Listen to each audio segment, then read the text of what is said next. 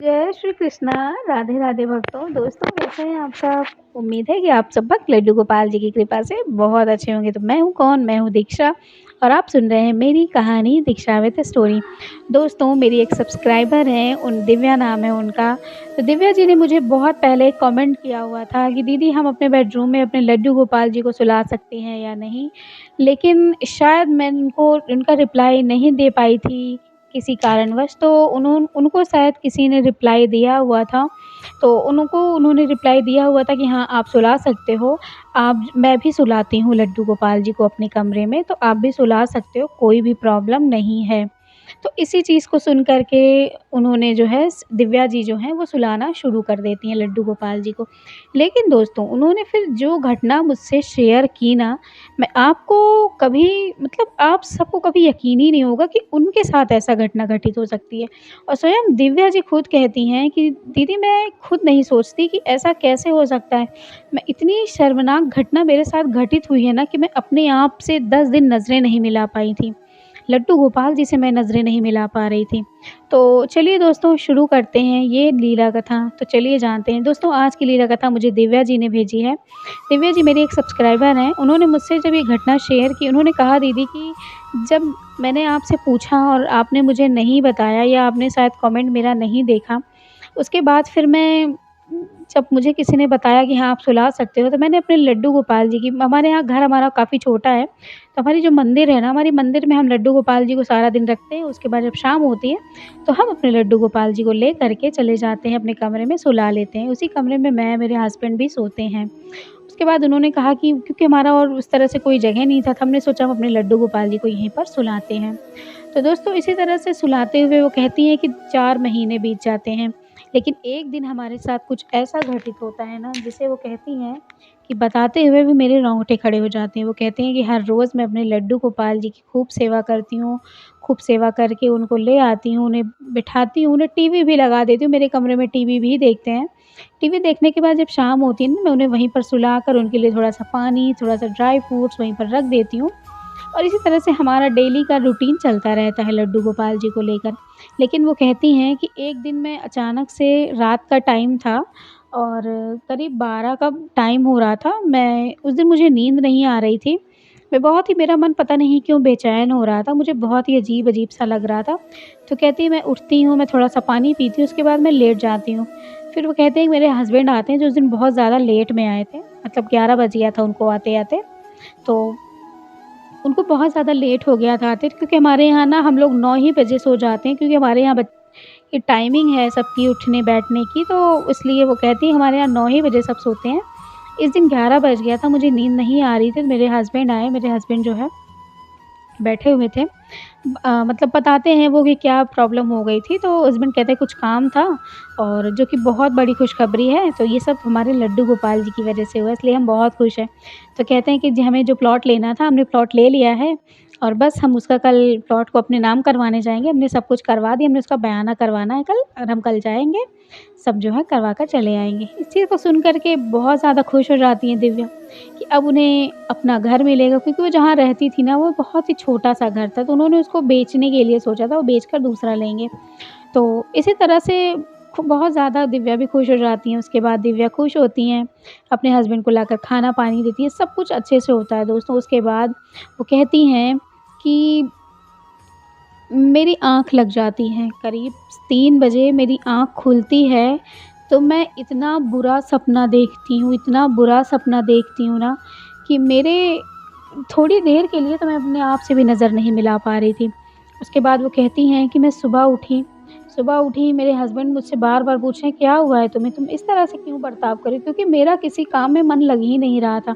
मैं बहुत ज़्यादा परेशान थी, मुझे लग रहा था कि मुझे हो क्या रहा है?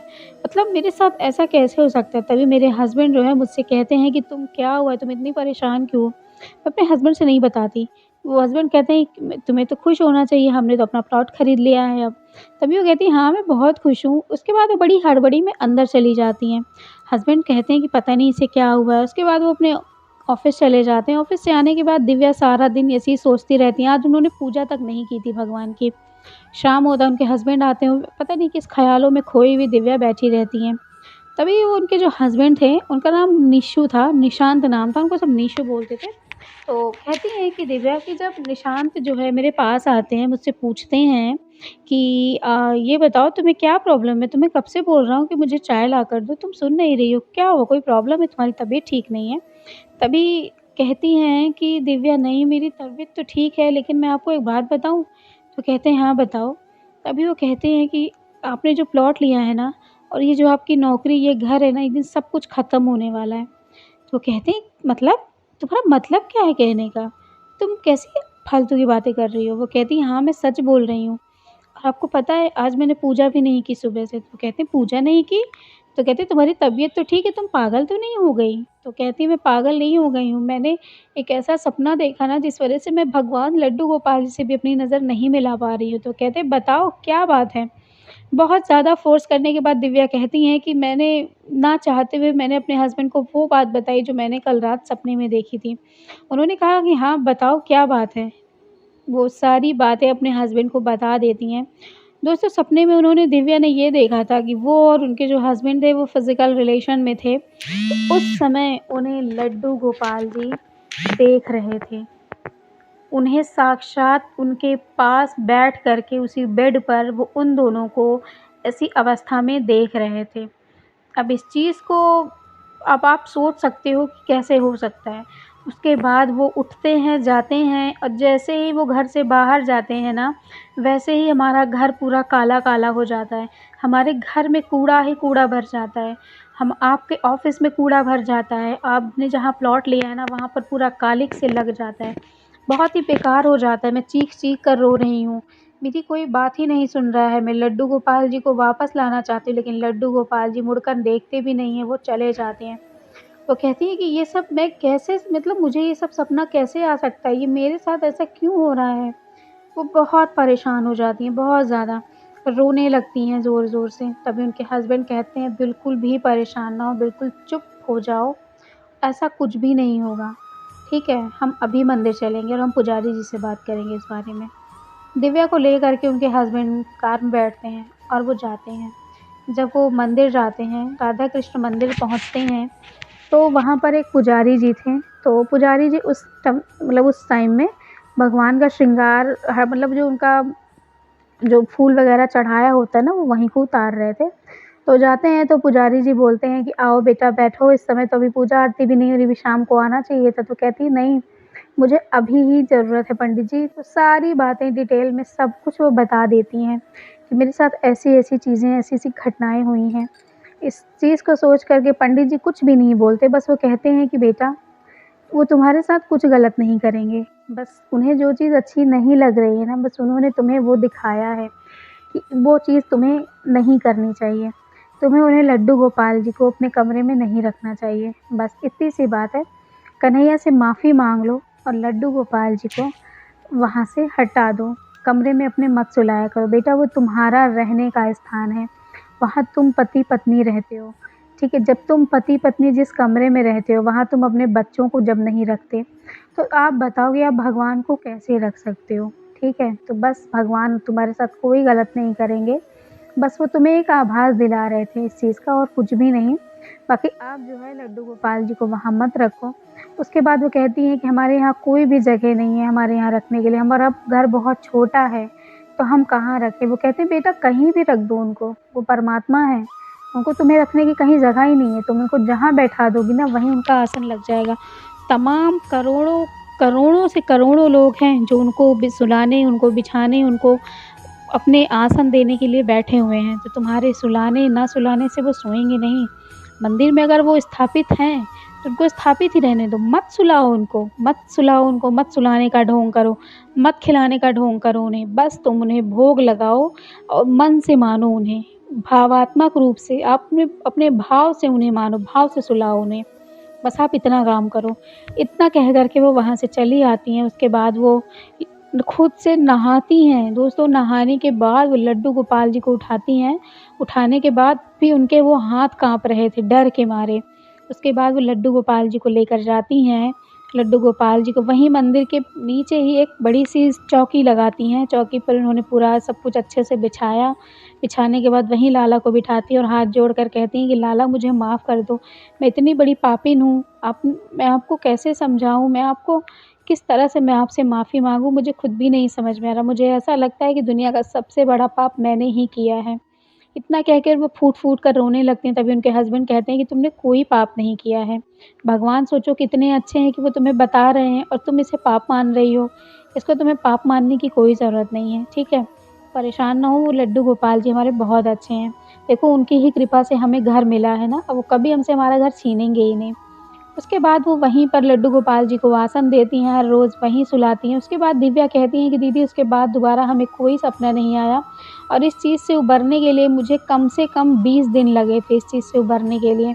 मेरी हिम्मत नहीं हो रही थी कि मैं लड्डू गोपाल जी के आगे जाऊँ। ऐसा लग रहा था कि मैंने कोई चोरी की है और मेरी चोरी किसी ने पकड़ ली थी। अब मैं उस व्यक्ति से आँख नहीं मिला पा रही हूँ। तो 10-15 दिन तक मैंने हिम्मत नहीं हो रही थी कि मैं अपने लड्डू गोपाल जी को खिला पाऊँ। मैं खिलाती तो ऐसा लगता है कि मैं बहुत ही अछूती हूँ। मैं कैसे अछूत व्यक्ति हूँ और खाना खिला रही हूँ लड्डू गोपाल जी को, ऐसा महसूस होता था। लेकिन फिर कुछ दिन के बाद से धीरे-धीरे सही हो गया। वो कहती हैं कि उसके बाद हमने हमारा घर जब हमने जहाँ प्लॉट लिया, हमने वहाँ पर अपना घर बनवाया और वो घर बनने में हमारे कम से कम 8 से 9 महीने लगे, जो कि मेरा घर बहुत ही अच्छा बन गया। लेकिन सबसे पहले हमने उस घर में लड्डू गोपाल जी का कमरा बनवाया और बहुत ही सुंदर सा कमरा बनवाया है। और कमरा बनवाने के बाद वो कहती हैं कि मैंने यहाँ पर जो है सारी चीज़ें रखी हुई हैं और हमारे लड्डू गोपाल जी का बेडरूम है, वो वहीं सोते हैं और अब हमें कोई भी प्रॉब्लम नहीं होती। उस दिन के बाद से मुझे ऐसा कोई सपना नहीं आया, लेकिन आज भी उस सपने को देख कर के ना, सोच कर के ना मेरे रोंगटे खड़े हो जाते हैं। तो दोस्तों मैं आप सबको आज की थी यही कहानी, लेकिन आज मैं आप सबको एक बात और भी क्लियर कर देना चाहती हूँ दोस्तों। बहुत सारे लोगों का कमेंट आता है मुझे कि क्या सच में हमें लड्डू गोपाल जी को उस कमरे में नहीं सुलाना चाहिए जहाँ हम सोते हैं? तो मैं सच में आपको बताऊँ दोस्तों, देखिए बहुत लोग ऐसा कहते हैं, लेकिन मैं कहती हूँ कि अगर आप जिस कमरे में सो रहे हो आप सुला सकते हो, बट एक प्रॉब्लम ये होती है, एक चीज़ का आपको ये ध्यान रखना पड़ता है कि आप जिस कमरे में हस्बैंड वाइफ सो रहे हो, उस कमरे में आप भगवान जी को ना सुलाएँ। हाँ, जहाँ बच्चे सो रहे हैं आप सुला सकते हैं, जहाँ फैमिली सो रही है, जहाँ दादा-दादी, बच्चे मिलकर सो रहे हैं, आप वहाँ सुला सकते हो, ठीक है? तो ऐसा नहीं कि आप कमरे में नहीं सुला सकते, कि आप बच्चों के कमरे में नहीं सुला सकते हो, बिल्कुल। आपका छोटा बच्चा है, आप कमरे में लिटाए हो, आप चाहते हो कि वहाँ पर लड्डू गोपाल जी को भी लिटाओ, तो बिल्कुल आप उन्हें वहाँ पर रख सकते हो, कोई भी बड़ा प्रॉब्लम नहीं होगा उससे, ठीक है? आप बस इतना ख़्याल रखिएगा, आप हस्बैंड वाइफ अगर हैं, तो आप लोग उस कमरे में लड्डू गोपाल जी को मत रखिए, ठीक है? और हाँ दोस्तों, एक लोगों का मेरे पास और कमेंट आया था जिनका नाम तनीषा है, तो तनीषा जी अगर आप सुन रही होंगी, अगर मेरी कहानी, तो मैं आपके कमेंट का यहीं पर जवाब दे देती हूँ आपको। आपने मुझे ये पूछा था कि दीदी क्या हम नहाने के उठने के बाद क्या हम अपना कपड़ा, जो कपड़ा हम पहनते हैं डेली यूज़ में, हम सोकर उठते हैं तो हम, आपको पता है कि हम किस अवस्था में होते हैं, तो क्या हम उसी अवस्था में अपने कपड़ों को ले जा कर के बाथरूम में रख सकते हैं या नहीं? तो तनीषा जी मैं आपके कमेंट का जवाब देना चाहूँगी कि जी नहीं। आप क्या करिए, आप सुबह उठिए, जब आप अपने कपड़े को उतार कर ले आती हैं, जब आप वॉश करने के लिए डालती हैं, सूखने के लिए डालती हैं, उसी समय आप अपने कपड़े को अपने बाथरूम में रख दीजिए। अपने बाथरूम में रख दीजिए और बाथरूम में रखने के बाद आप अपने कपड़े को अपने हैंगर में टाँग दीजिए, ताकि आप नेक्स्ट डे यूज़ करने वाली हैं कपड़े, वो कपड़े को आप पहन सकें और आप पूजा कर सकें। तो आई होप आपको अपना ये जवाब मिल गया होगा तनीषा जी। उनका बहुत ज़्यादा कमेंट आ रहा था तनीषा जी का मेरे इंस्टा पे कि दीदी आप बताइए, बताइए, तो मैंने आपको बता दिया तनीषा जी कि आप बिल्कुल अपने कपड़ों को जब सोकर उठती हैं तो आप नहा बिल्कुल छूने की ज़रूरत नहीं है, ठीक है? और शुद्धता बहुत बड़ी चीज़ होती है दोस्तों, शुद्धता रहेगी तभी हमें भगवान मिलेंगे, अशुद्धि से हमें कोई भगवान नहीं मिलते हैं। तो अगर हम आपके घर में लड्डू गोपाल की पूजा सेवा हो रही है तो आप शुद्धता का बहुत ज़्यादा ख़्याल रखें। तो चलिए दोस्तों, मिलूँगी फिर से एक नई लीला कथा के साथ, तब तक के लिए राधे राधे, जय श्री कृष्ण।